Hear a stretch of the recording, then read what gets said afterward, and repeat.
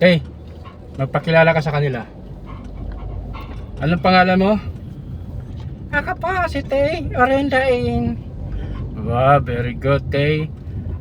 Ilang taon ka na? Ako po ay 9 years old. 9 years old ka na, Tay. Opo, Okay.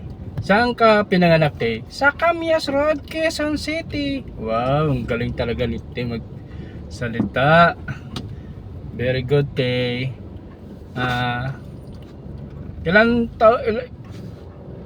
taon ka kinuha doon at ilang years ka ba nun? Ako po ay 3 years old, ay 3 months old pa lang po. Wow, very good. Si Tay. Tay, oh. Ibig mo sabihin, 3 months old ka pa lang na kinuha ka doon sa Kamyasan. Opo, Wow. Ano ang paborito mong kainin, Tay? paborito ko pong kainin, dog food. Ang flavor po, chicken and beef. Wow, very good. Sino nagluluto sa'yo? Kasi Kuya Romel, kasi Ate Nancy. Wow. Mabait ka ba?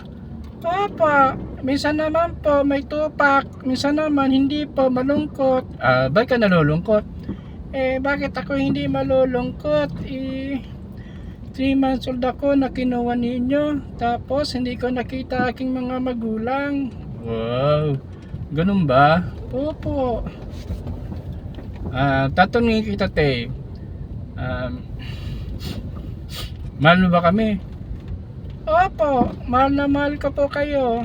Kayong dalawa, kayong lahat po na nag-aalaga sa akin mula hanggang ngayon. Kahit matigas ang aking ulo, love nyo ko. Wow, very good. Kumakain ka ba ng adobo? Adobong baboy. Opo, gusto ko po yung adobong baboy at saka adobong kangkong. Wow, mahilig ka ba sa gulay? Hindi po. Kasi nang binigyan ako ni Kuya Ramil ng carrot, di ko kinain sa malasa. Hindi bagay sa akin yung carrots. Bakit naman?